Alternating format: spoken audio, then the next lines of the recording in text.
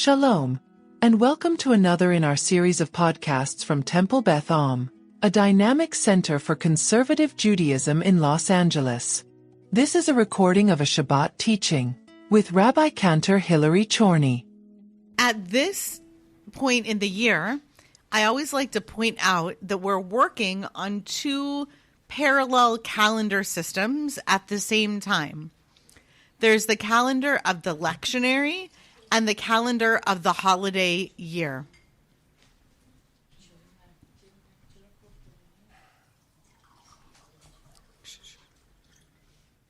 There's the calendar of the lectionary and there's the calendar of the holiday year.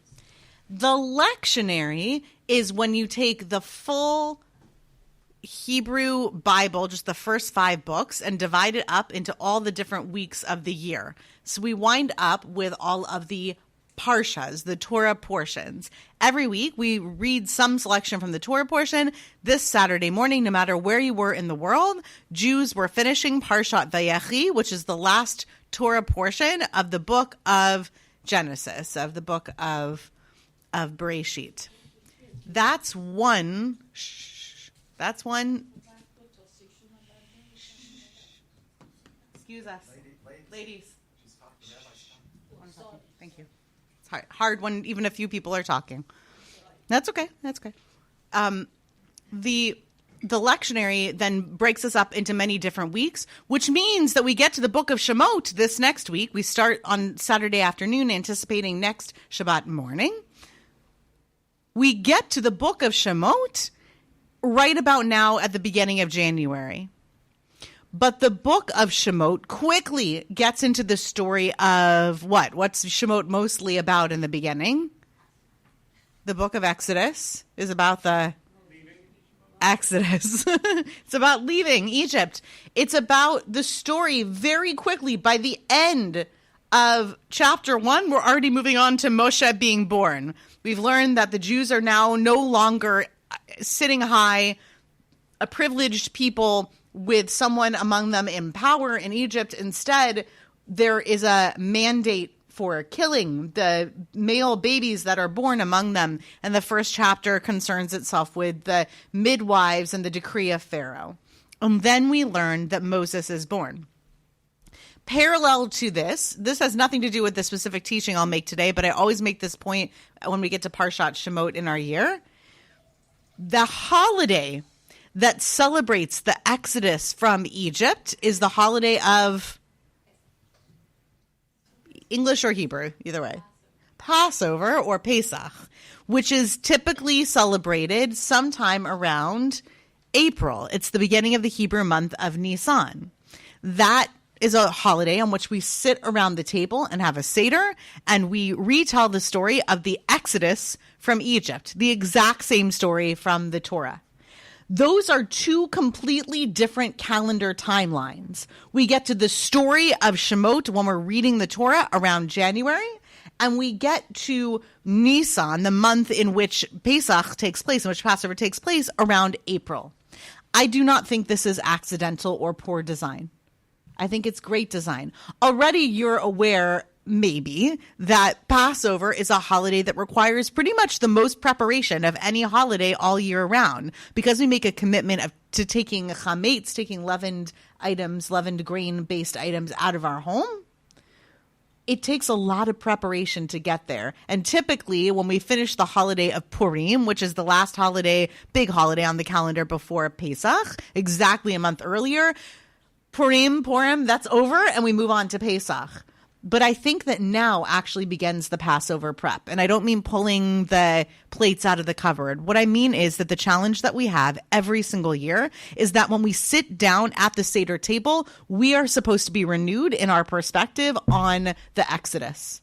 What is happening right now is actually meant to inform the way that we interpret those texts that we bring to bear at the Passover table.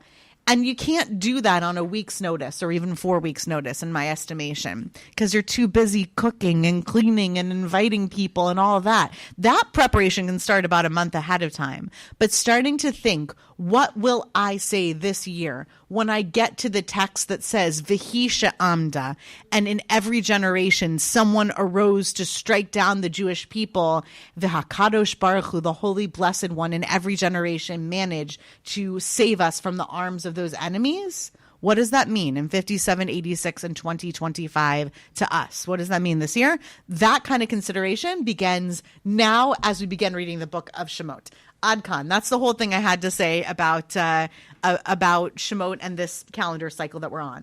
Now that we're there, we meet baby Moses, and we're in the second verse of the second chapter of Shemot. That's the first text on the text sheet. If you want to follow along and you have the big Chumash with you, you can look on page 321.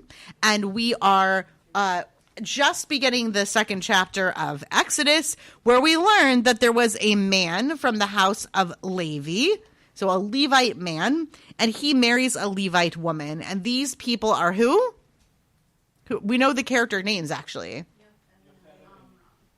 Yocheved and Amram are our characters. They are Moshe's parents. That's not stated in this verse, but we eventually figure that out. So Yocheved and Amram are these two who get together. We get one line about their entire life and love story together, and their names aren't even in it.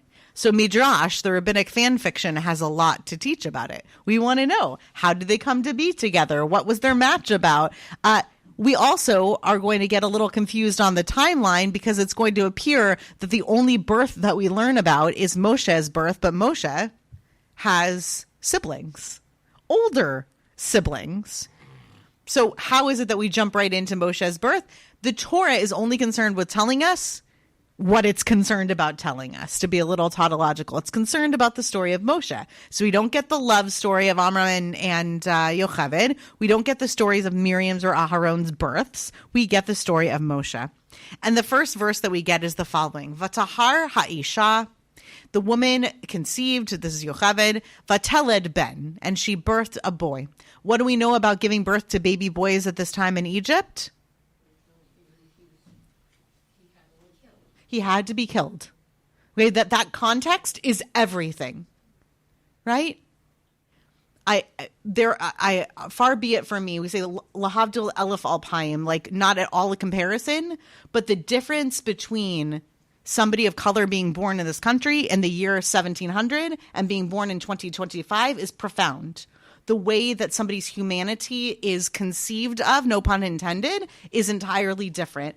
And often that had to do with, later it will be with blood libels, right? A Jew who's born in Germany in 1 year versus a Jew born in Germany in 2025 is not condemned to a painful and punishing life, thank God, for the most part, right? But 100 years ago it would have been a different story, and they might not have even known it. You understand? It's all about the context. A baby boy is born in Egypt under the decree of Pharaoh, under which he's supposed to be killed. Okay.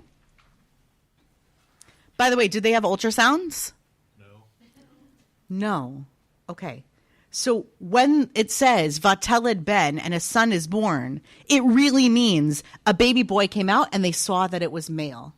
Okay? It's the only way. There are in the book of Genesis, we had no ultrasounds, but we did have Rebecca who kind of got like a preview, right? So sometimes we know that people have prophecy in the Torah. Here we're not told that. We're just told she gives birth to a baby boy. And she sees him. Vatere oto ki tovhu, that he is tov, he is good. Vatitz b'nehu shlosha yerachim, and she then hid him for 3 months. That va is doing a lot of work there. Okay, that's what the translation is taking as when she saw how beautiful, she hid him for 3 months. They're taking that and saying that the and is consequential. And once she saw how beautiful he was, she hid him for 3 months.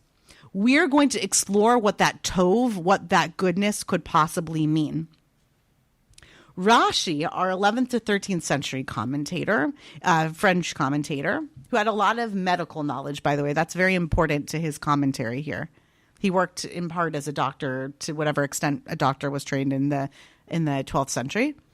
Kishenolad nitmale habayit kulo ora. When he was born, when who was born?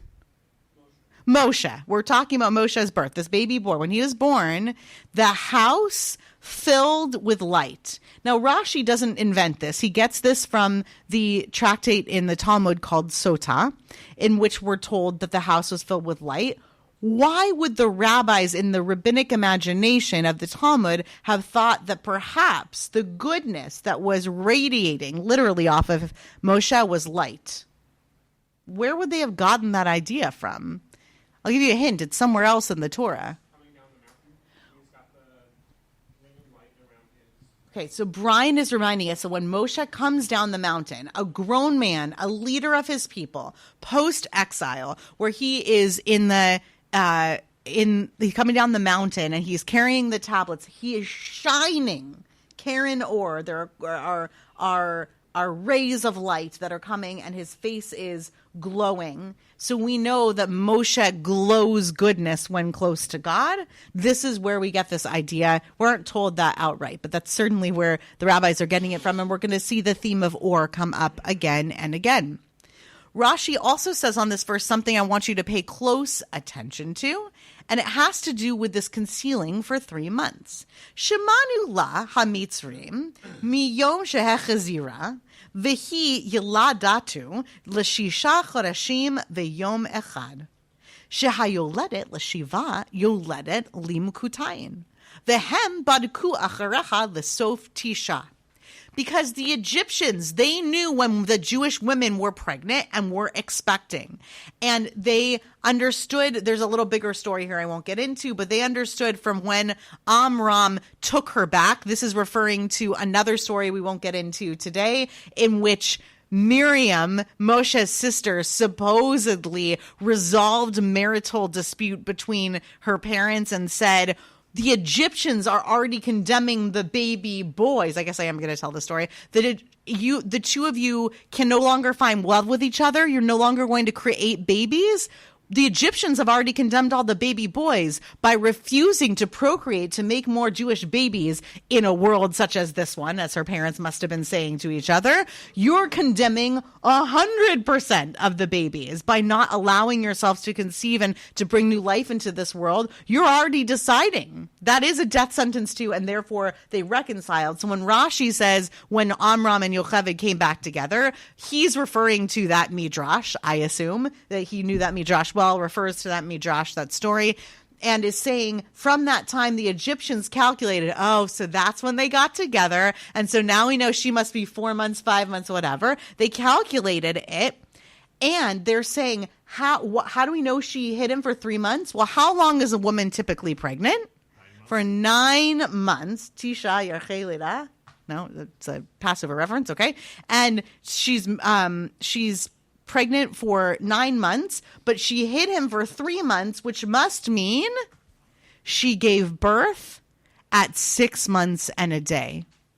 Now, I want you to imagine the life of a mother of a preemie baby, a premature baby who is born in ancient Egypt, who knows that the Egyptians are going to come banging on her door at 9 months to see this baby boy because he's supposed to be killed immediately upon birth. What are those 3 months of her life like?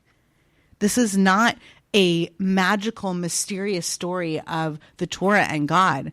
This is a story of the cruelest parts of humanity and the impact on other humanity. This is a mom hiding her child for 3 months. That's what the rabbinic imagination is. No matter what, she knew she was going to get these 3 months with him. Now we're going to explore that goodness a little bit further, and the rabbis are going to play with that premature birth idea and this idea of goodness. They're going to play with this idea of goodness and when Moshe was born. Vatahar. Lo hiskir hakatuv ledat Miriam ve'Aharon. Scripture doesn't bother to mention the birth of Miriam and Aharon because there was nothing special about their birth. Now, this is not one of those things where you say, oh, there's nothing special about those kids.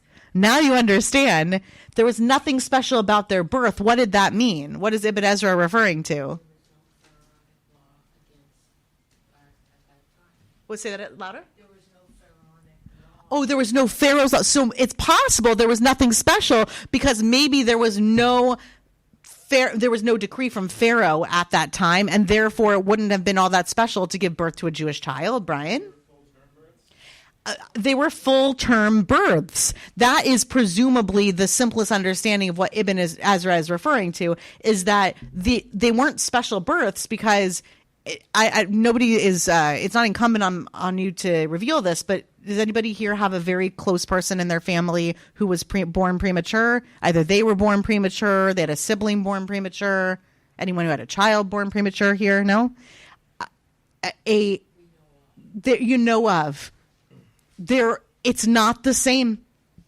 It's not the same. And to say it's not the same, and I'm going to get a little bit more into this in a moment, remember the context not only of a world under the decree of Pharaoh, but an ancient world in which live births in which the babies would have survived were fractional as compared with today. Okay, the understanding that is that a woman might have given birth 12, 15 times and have 9 surviving children, something along depending on when and where exactly she was living. We can only imagine in the ancient world, already it was a miracle that Miriam and Aharon, had they been full-term births, had survived, but now she's got a premature baby. And it's surviving. Not only is it surviving, ki tov, she sees that it's good, that this baby is good. When the word tov is used, says Ibn Ezra, with reference to a mature man, so not Moshe, it probably refers to the soul, as in Tov im Hashem, good with God and good with man. Or it may refer to the eye, as in a beautiful eye, and that might have to do with also Tovat Mareh. Who's Tovat Mareh in the Torah? Think back to Bereshit. See if you can find it. You can flip through your Chumash. I'll give you a hint. It's one of the matriarchs. It may also refer to the body or its form, like a tov, good body and good to look upon. And this is the one where this is the one where it's as a compliment to a grown person. Oh, that person is tov. That's good. That's good to look at. However, because here in our text, Ibn Ezra points out, we're talking about a baby. What does it mean that he was a good child? We can only explain it as referring to the form of the child, meaning that he was better than all those who are born. So what does it mean for a child's form to be good? We have at least one medical professional in the room. Do you know what it's called when a baby is born and we measure their basic vitals and their their basic numbers at birth? We call it a scale. Remember what?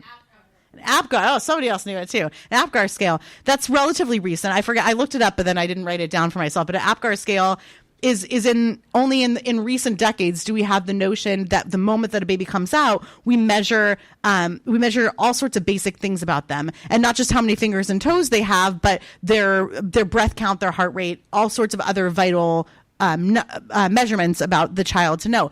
That's what Ibn Ezra is talking about, though he doesn't know from an APGAR scale. Okay, he's saying it's a good form when this baby comes out. Moving on to Nachmanides for a minute. He's going to be like a little bit, well, you'll see. He's going to go slightly different direction. When she saw that he was Tov, she hid him. So his hook is combining two notions from the verse. He wants to comment not only on the fact that he was good, but that when Yocheved saw that Moshe was Tov, she hid him. It is a known fact that all mothers love their children, Tov or not Tov, and all of them would hide them from harm with all their might. Stop, pause, freeze on this for a second. Ramban is saying the thing that maybe we were thinking before, which is, wait, hey, she saw this one was good. Moms aren't supposed to say that, right? All mothers are supposed to think that all their children are beautiful. I don't know if that's always true, but they're supposed to think, at least they're supposed to say it, right? She comes out and says, wow, this is a great baby. I'm going to hide this baby. What is the meaning of that? So he's saying Torah didn't need to tell us that Yocheved saw that he was good, because she would have seen that all of her babies were good. She must have said that with every baby. Why is the Torah telling us this? The meaning of this goodliness must be some sort of unique quality, which in Yocheved's opinion foreshadowed that a miracle would happen to Moshe and Moshe would be saved. Pause there. A miracle would happen to Moshe and Moshe would be saved.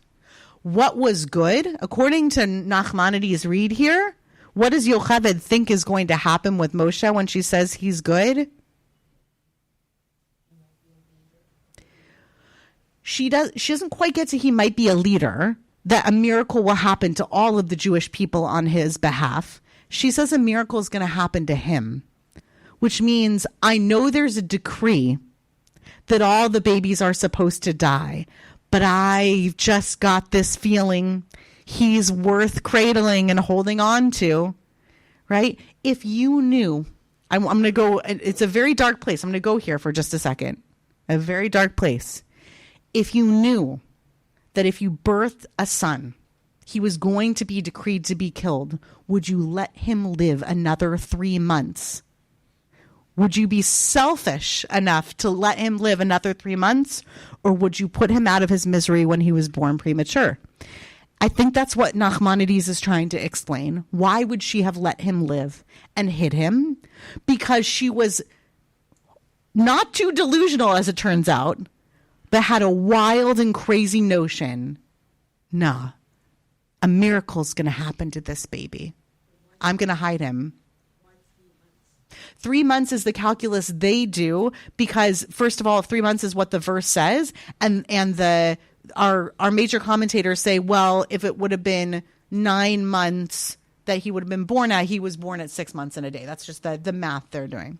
So to finish up Nachmanides' commentary, therefore, Yocheved really thought deeply about ways to save Moshe. When she saw that she couldn't hide him anymore, she had to come up with a new way to save him. So she made him this ark of the bulrushes. She put him in the reeds. She put Miriam at a distance so that the Egyptians would not recognize her and see, oh, there was a Hebrew child watching this baby, to know what would be done to Moshe. And all of this is support for the words of our rabbis who said that he was good, that the house became filled with light. That's the thing from Sota, from Talmud Sota that Rashi brought up. They said this is why the house was full with light.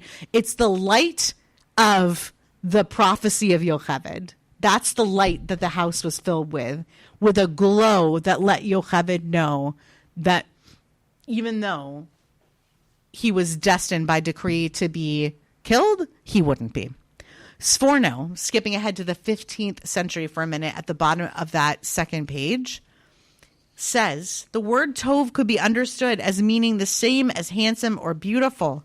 It usually describes something that's unusually handsome or beautiful. And Yocheved thought that this was an omen. It was a sign from God telling her that a beautiful exterior has an equally beautiful personality inside. What Sforno does is take these two ideas, that the baby had good form, and the idea that a mother might prophesy that something grand is destined for this child, and says these two things are combined together. God gave her a sign that he was well in form as a way of letting her know that he's good on the inside. Now that's troubling. That's a little bit troubling. What could be troubling about that idea?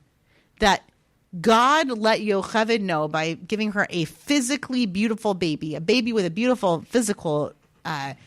beautiful physique, and that was supposed to indicate to her that this baby was going to do good in the world. What's the problem with that? All the other babies. Have you ever seen a newborn? They're kind of ugly. First of all, I really mean that. Newborn babies are squishy and purple and they're loud and scream. And it's, even if you love that baby with all your heart, I've been so fortunate to have 2 healthy live births in my life. I still looked at my children and thought, oh, it's like so squishy. You can go ahead and wipe that off now. You know, it's a newborn baby. First of all, that it's a beautiful baby. Babies are complicated. Babies sometimes come out and their heads are pointy. Like babies, that's one thing that's a challenge. The other thing that's, I think, a challenge about this is that our modern sensibility would tell us that the way that somebody looks on the outside very rarely tells us about the goodness or not of their inside. This is a very modern concept. The rabbis, when they have a character in the Talmud who they really want to take over the great yeshiva, the great learning space of the time in Babylonia.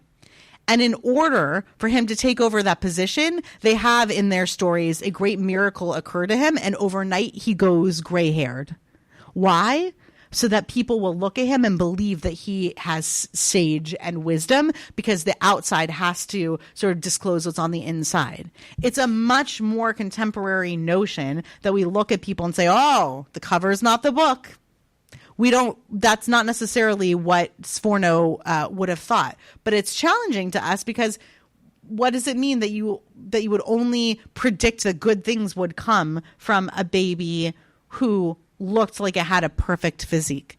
I think what the Chorny brings to bear is something that's a little bit easier to marry with our modern sensibilities. That's neither to apologize for, nor to excuse or defend the text from Sforno. I think it's wise for its time, but I also think that we have to search for commentaries that help us to marry our modern sensibilities with what's at stake in the context of the Torah. So the Chorny says the following: Vaterioto kitofu, when she sees him and sees that he's good. Lefi shenolad Moshe l'shisha chodashim, because he was born at 6 months. So she saw that he's born to his mother after a pregnancy that only lasted 6 months, what we would now call a premature birth. And she noted, when she examined Moshe carefully, that all of Moshe's fingernails and toenails were fully developed, just like a baby would have been as of a 9-month pregnancy. And she realized that he was healthy and would survive the critical months ahead of him. She had no problem hiding him for 3 months, as she had not been due to give birth during that period. And when she was asked about the baby she had born by her neighbors, she would say that she'd already complied with the king's decree and had thrown him into the Nile. We're going to stop there in the commentary because the later part's interesting, but we don't have enough time to pick it apart. What Yocheved sees is, this baby is a fighter. It's not a given that a 6-month birth, a birth at 6 months, would yield a baby who is so obviously strong in physique. The rabbis give us the image of completely developed fingernails and toenails, which might not have been expected to be developed so fully at 6 months. Is that true medically? I didn't even look that up, that a baby might come out at 6 months, and I don't know. But to their imagination, she looked at the baby and said, not every baby born at 6 months could possibly survive 3 months in hiding, might have something good coming to him. But I have known parents of preemie babies, and they know when they've got a fighter on their hands. And this commentary says Yocheved knew that she had a fighter on her hands. You know, people are born under all sorts of different circumstances. But I'm really there and ready to swallow the idea that a great predictor of a strong leader who will go on to not only experience miracle, but facilitate miracle for other people, that you could see that strength even in them as a premature baby. That's an extraordinary image. And I think you can extrapolate out from that image a lot about the strength that we can see in people under the circumstances that they are given. It's fine to look for strength in someone who has been granted easy circumstances. But where you'll really find indications, evidence of great strength on the inside is somebody who, by all accounts, should not be as fully formed and as healthy as they are.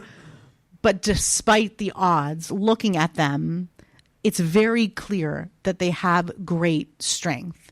And in this case, it works both as a metaphor for the strength that Moshe will need as a leader, and it also works in the plain context of the story, that baby would have had to be able to survive, being hidden for 3 months, being sent down the river to be discovered by Pharaoh, to have been looked upon when he got down to the other end and reached the palace, and have someone look at him and think, now that's a healthy, good baby. I think we better take care of it. And that's exactly what happens to Moshe in his story. You've been listening to another in our series of podcasts from Temple Beth Am, a dynamic center for conservative Judaism in Los Angeles. If you enjoy these podcasts, we invite you to write a review on the Apple Podcast website or wherever you get your podcasts. For more information on Temple Beth Am, Los Angeles, please visit www.tbala.org.